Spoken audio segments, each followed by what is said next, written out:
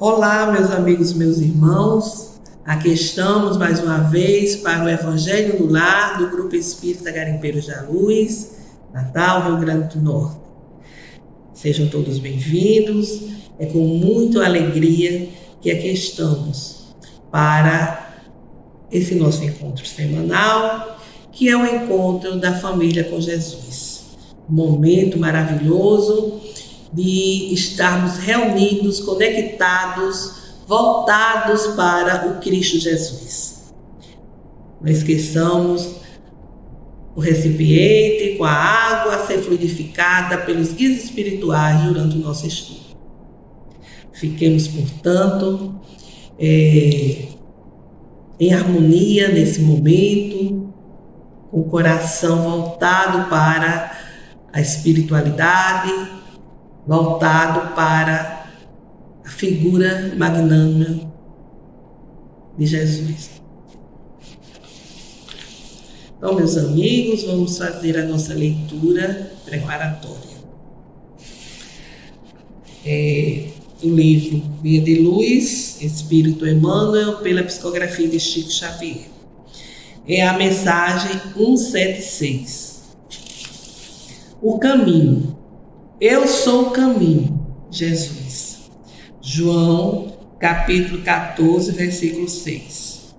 Há muita gente acreditando ainda na Terra que o cristianismo seja uma panaceia como tantas para a salvação das almas. Para essa causa de crentes, a vida humana é um processo de gozar o possível no corpo de carne, reservando-se a luz da fé para as ocasiões de sofrimento irremediável. A decadência na carne procura-se o aconchego dos tempos. Veio a morte de pessoas amadas, ouve-se uma ou outra pregação que auxilia a descida de lágrimas momentâneas. Há desastres, dobram-se os joelhos por alguns minutos e aguarda-se a intervenção celeste. Usa-se a oração em momentos excepcionais. A maneira de pomada miraculosa somente aconselhava a pele em ocasiões de ferimento grave. A maioria dos estudantes do Evangelho parece esquecer que o Senhor se nos revelou como sendo o caminho. Não se compreende a estrada sem proveito. Abraçar o cristianismo e avançar para a vida melhor. Aceitar a tutela de Jesus e marchar em companhia dele é aprender sempre e servir diariamente com renovação incessante para o bem infinito, porque o trabalho construtivo em todos os momentos da vida é a jornada sublime da alma no rumo do conhecimento e da virtude, da experiência e da elevação. Zonas sem estradas que lhes intensificam o serviço e o transporte são regiões de economia paralítica. Cristãos que não aproveitam o caminho do Senhor para alcançar a legítima prosperidade espiritual são criaturas voluntariamente condenadas à estagnação. E aqui, fazendo reflexões em torno da palavra do Cristo, Emmanuel nos mostra realmente o lado nosso de recorrermos às orações, às preces, só nos momentos de dor e de sofrimento. Queremos levar a vida voltados para as questões terrenas, para as paixões efêmeras da matéria. E nos esquecemos de que Jesus se apresenta como o caminho.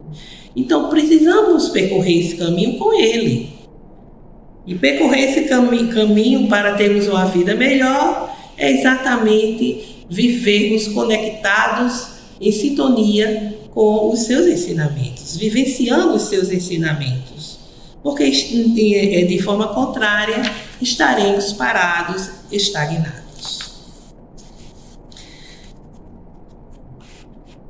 Façamos agora a nossa prece inicial.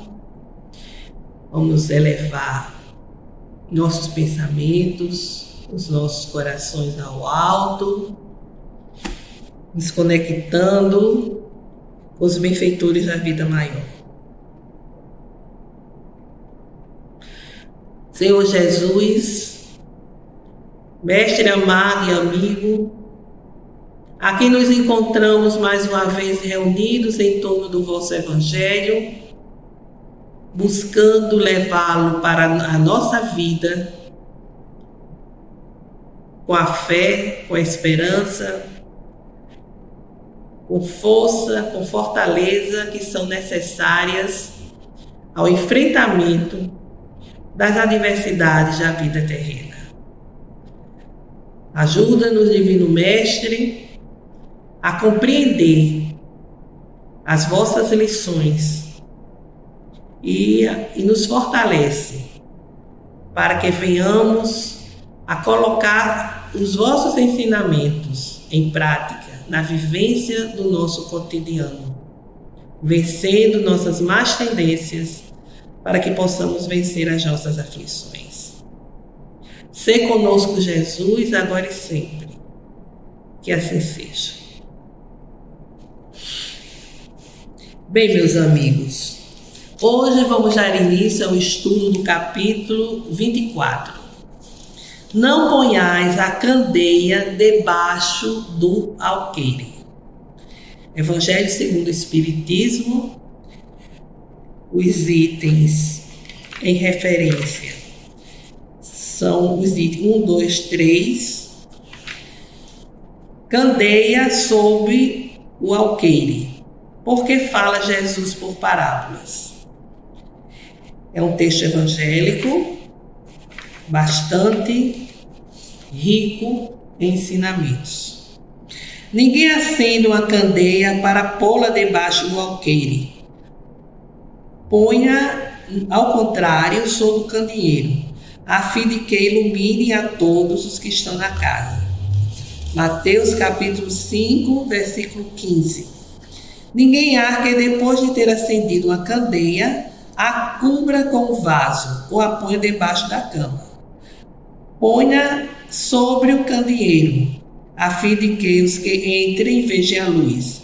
Pois nada há secreto que não haja de ser descoberto, nem nada oculto que não haja de ser conhecido e de aparecer publicamente. Aqui é o registro de Lucas, no capítulo 8, versículos 16 e 17. Prosseguindo. Aproximando-se, disseram os discípulos: por que lhes falas por parábolas? Respondeu-lhes, disse ele: é porque a vós outros foi dado conhecer os mistérios do reino dos céus. Mas a eles isso não lhe foi dado. Porque aquele que já tem mais se lhe dará a ele, se dará, e ele ficará na abundância. Aquele, entretanto, que não tem, mesmo que tem, lhe tirará. Falo-lhes por parábolas, porque vendo, não veem, e ouvindo, não escutam e não compreendem. E neles se cumprirá a profecia de Isaías que diz: ouvireis com os vossos ouvidos e não escutareis. Olhareis com os vossos olhos e não vereis.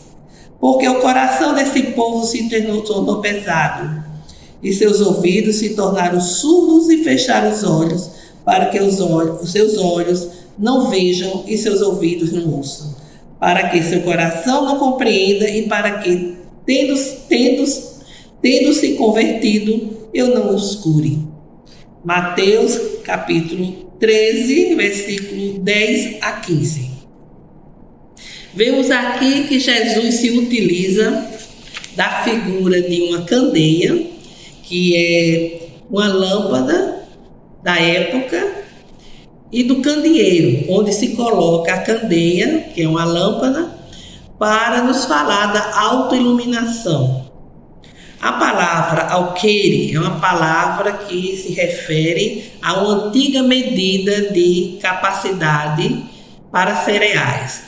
Na simbologia bíblica significa cesto para medir grãos. É tanto que em certas traduções se utiliza a palavra vaso. Jesus, ao dizer que não se deve colocar a candeia debaixo da cama, mas sob o candeeiro, para que todos entrem e todos vejam a luz, nos faz entender que as leis divinas, essas leis divinas, o conhecimento das leis divinas deve ser exposta a todas as pessoas. Aqueles que já tiveram acesso ao conhecimento das leis divinas, devem levar essa luz, esse conhecimento às demais pessoas. Porque se assim não se agir, se esse conhecimento ficar restrito só a quem teve acesso ao conhecimento, a marcha evolutiva da humanidade fica paralisada. A luz expressa o conhecimento, a fé esclarecida, que por sua vez podem variar de intensidade. O sábio pode iluminar com seus conhecimentos o mundo, o santo com suas virtudes. Devemos igualmente, pelo estudo e pelo trabalho, fazer luz interior para eliminar qualquer tipo de trevas do erro que existe em nós mesmos. Não espalhar os preceitos cristãos a fim de dissipar a ignorância, a fim de dissipar as trevas da ignorância, que envolve muitos irmãos nossos, muitas almas, é esconder de forma egoísta a luz espiritual que deve beneficiar a todos. Porém, é necessário que se gradue a transmissão desses ensinamentos. Transmitir de acordo com a capacidade de assimilação a quem se deseja instruir. Porque se a transmissão é muito intensa, por exemplo, se a luz for muito intensa, a pessoa pode ficar deslumbrada e não esclarecida. Aquela famosa frase, muito bonito, palavras lindas, mas eu não entendi muito bem. Quem faz trabalhos, até na área profissional, que vai conduzir algum grupo, tem que ter esse cuidado, né? De falar de uma forma que todos entendam, porque pode acontecer que as palavras não sejam entendidas por todos. É necessário, portanto, respeitar a quem tem pouca luz, da mesma forma que respeitar aquele que tem uma luz maior, inclusive aproveitando a oportunidade para avaliar as suas limitações em todos os aspectos da nossa vida. Então, eu achei muito interessante esse tipo de reflexão.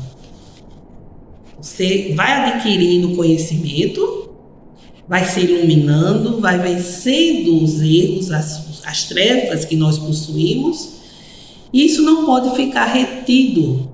Isso precisa ser expandido, levar esse conhecimento, essa luz, esse entendimento ao nosso próximo. Mas é necessário que seja de uma forma simples, gradual, de acordo com a capacidade de cada um. Aqueles que têm pouco conhecimento não podem, de repente, receber uma vasta gama de informações. E o contato com aquele que já tem bastante luz é uma oportunidade de avaliarmos a nós mesmos. Mas Jesus responde quando perguntou a ele, porque falava por parábolas, né? E ele diz que os discípulos já tinham o conhecimento das revelações dos mistérios do reino de Deus e poderiam já receber mais informações, mas os outros não. Os outros não tinham grande conhecimento, talvez tivessem até o mínimo, ou nem mesmo o mínimo. E ele diz que esses outros que tem mesmo pouco, poderia até ser retirado dele o que eles tinham, o que parecia ter. Como? Tem pouco e vão retirar? Como é que a gente entende isso? Então ele diz o seguinte, que as pessoas, os indivíduos, ainda têm o coração pesado. Aliás, as palavras, como a gente viu aqui, são do profeta Isaías. Mas Jesus retoma essas palavras e diz: essas pessoas, esse povo ainda permanece com o coração pesado. Tem olhos, mas não veem, ouvidos, mas não escutam, não compreendem, não entendem.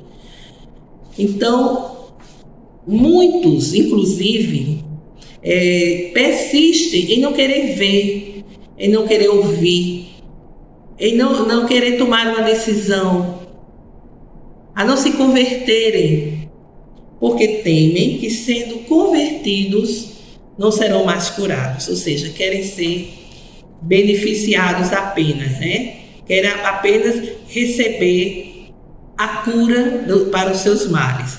Então eles dizem que Jesus diz isso, que será tirado até mesmo o pouco que essas pessoas têm quando chegar a hora da aferição de valores, ou quando desencarnarem, que perceberem que nada tinham, aquilo que achavam que eram, que tinham,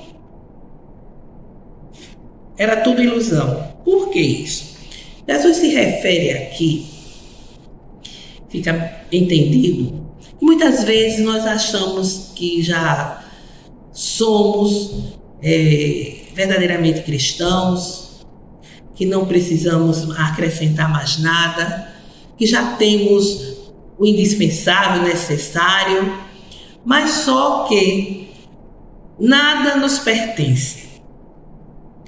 Nada é da nossa propriedade. E quando a gente desencarna, principalmente, há um certo momento da vida que a gente tem essa lucidez, né?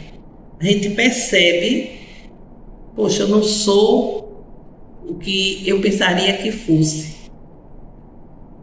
Eu não tenho nada me pertence, porque vai ficar tudo aqui quando desencarnar. Mas outros não, só vão perceber isso depois de desencarnar. Então é tirado dele um pouco que parecia ter. É esse o sentido das palavras de Jesus, certo?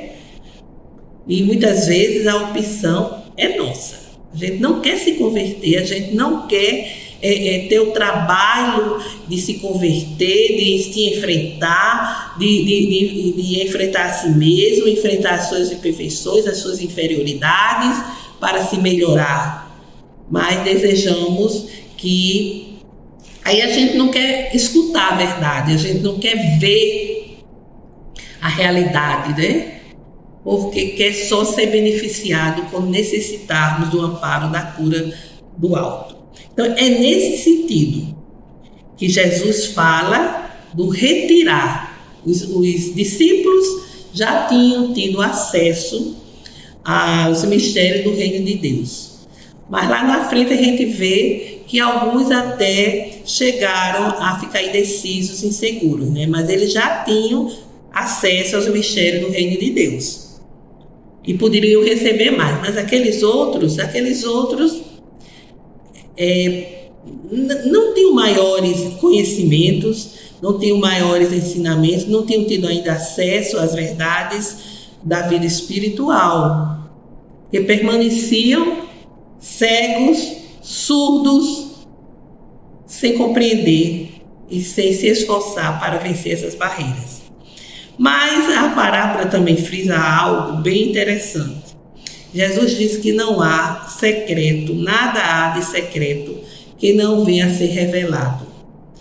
Nada oculto que não venha um dia a ser do conhecimento público.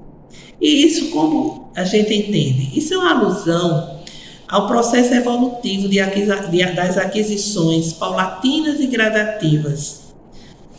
As aquisições nossas nós vamos adquirindo valores, as virtudes vão desabrochando de uma forma gradativa, progressiva, mas tudo nos será revelado, nada permanecerá oculto.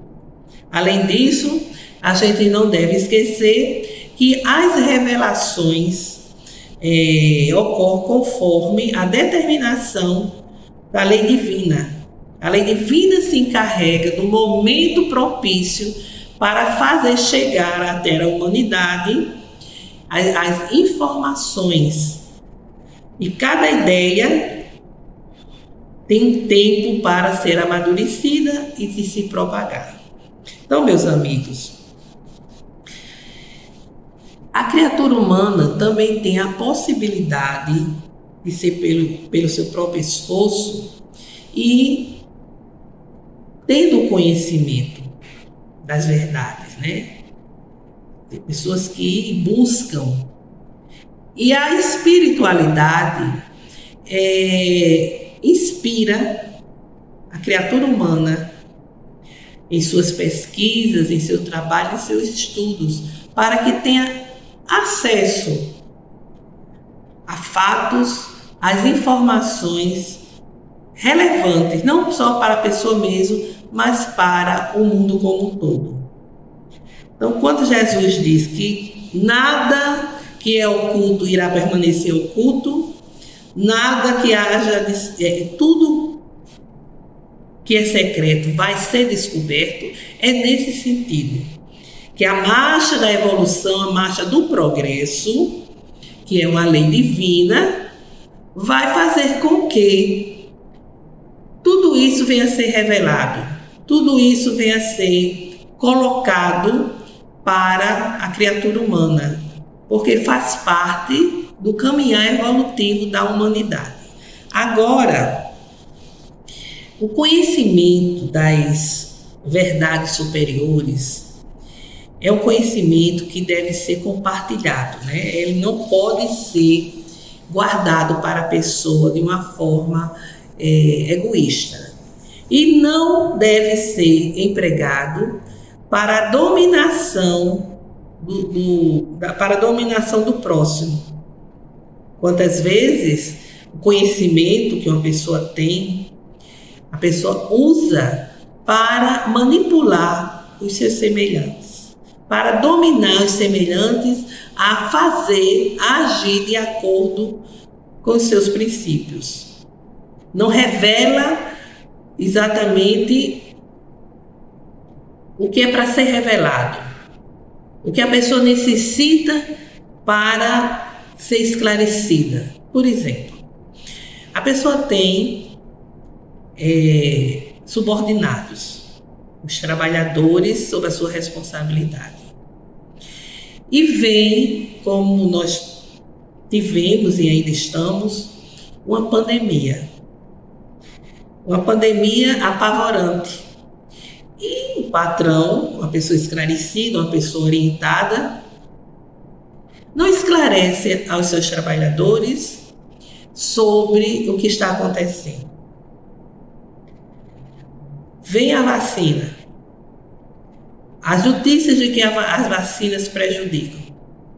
A pessoa, o patrão, não vai esclarecer aos seus subordinados, pessoas muitas vezes simples, de pouca leitura, não vai esclarecer sobre o que a ciência orienta, sobre o que a ciência afirma, embora saiba. Se omite. Isso é um egoísmo prejudicial. Não esclarecer, por exemplo, sobre os direitos trabalhistas, não respeitá-los. O patrão sabe, mas não quer esclarecer porque não quer ter gasto. Não quer ser enfrentado pelo outro. E argumenta os seus conhecimentos de forma a dominar os seus trabalhadores, para que eles fiquem presos à sua empresa, por exemplo. São tantas situações que se enquadram aqui nesse ensinamento, em que o conhecimento é utilizado para dominar o outro, para deixar o outro dominado por aquele que poderia esclarecer, orientar e a pessoa se libertar. O mesmo ocorre com os ensinamentos espirituais, que consideramos mais graves ainda porque são libertadores, né? É o sentido da vida. Se temos o conhecimento com relação aos ensinamentos cristãos, é necessário que a gente transmita isso.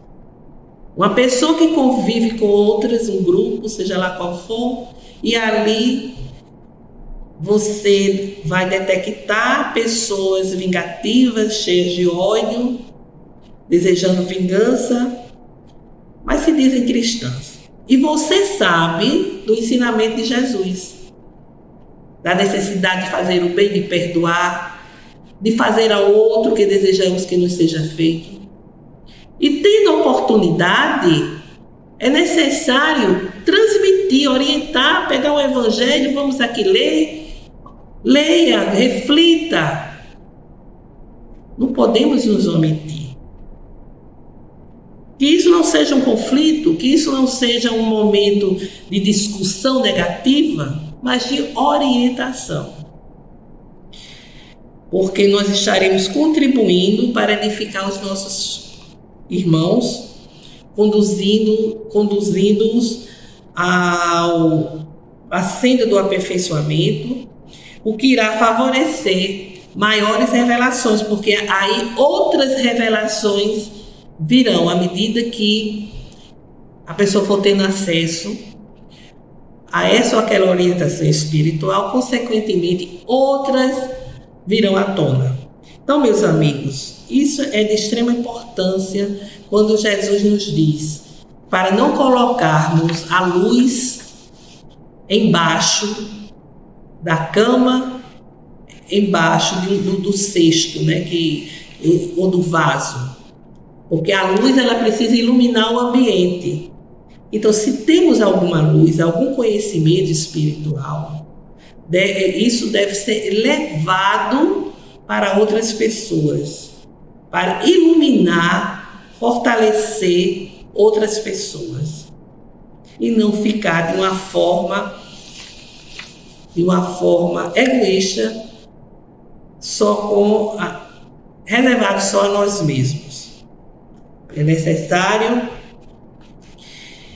esse esforço nosso para entendermos essas palavras de Jesus e principalmente para colocá-las em prática. Então, a espiritualidade nos diz: perante o desejo de auxiliar o próximo, devemos aprender e irradiar o bem de forma contínua, independentemente da pessoa ou da situação, com naturalidade, através de pensamentos, palavras, ações, atitudes e gestos, e possam atingir as pessoas de modo agradável e edificante, como chama a abençoada. Então é interessante que Jesus se utiliza dessas figuras, né? A candeia, que é a lâmpada.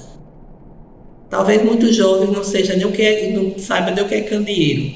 A lâmpada se coloca no candeeiro e geralmente esse candeeiro ele fica num suporte de madeira, assim, mais ou menos alto, porque quanto mais alto tiver, mais iluminação vai ter o ambiente. Ele utiliza essas figuras para falar da iluminação, da autoiluminação e de nos tornarmos luz para as outras pessoas. Então, é sem dúvida bastante edificante, como todos os ensinamentos do Cristo. Então, meus amigos, vamos fazer assim as nossas rogativas. Momento de vibrarmos positivamente, pensando na fé, na esperança, na paz, no amor. Senhor Deus, meu Pai, que estás em toda parte, aqui estamos a rogar pela paz entre as nações, pela justiça social na sociedade, pelo fortalecimento da doutrina espírita, por todas as famílias, para que o Evangelho do Cristo chegue aos lares, aos corações. Rogamos pelo entendimento junto daquelas pessoas que não vibram positivamente a nosso favor, pela recuperação e cura dos enfermos, para parentes, familiares, amigos, por todos aqueles que estão atravessando momentos de doença, por todos os que sofrem nos dois planos da vida, para que a luz da consolação chegue aos corações, aliviando as aflições. Rogamos, Senhor, por nós mesmos, por nossa família, familiares, para que haja entendimento, respeito, carinho, amor entre todos nós. Agora façamos um breve silêncio para que cada um apresente as suas rogativas.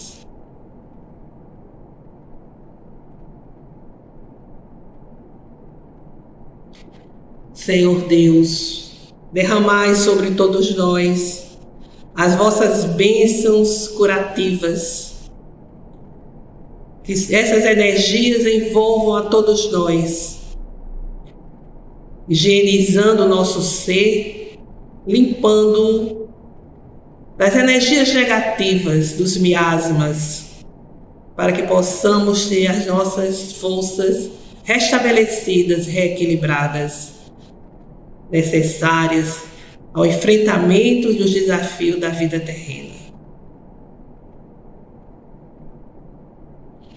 Nosso Pai que estás em toda parte, santificado e glorificado seja o vosso nome, no louvor de todas as pessoas.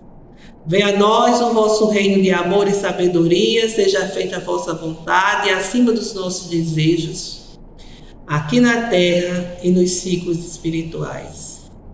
O pão nosso do corpo e do espírito dai-nos hoje. Perdoai, Senhor, as nossas dívidas, ensinando-nos a perdoar os nossos devedores com esquecimento de todo mal, não permitindo que venhamos a cair nas tentações das nossas próprias inferioridades. Livra-nos, Senhor, da maldade que ainda reside em nós mesmos, para que assim reine a paz no entendimento, o amor na caridade, hoje, amanhã e sempre. Que assim seja. Com esta prece, encerramos o Evangelho de hoje, desejando a todos uma semana de saúde, paz e harmonia. E aqui possamos nos encontrar no próximo domingo. Até breve.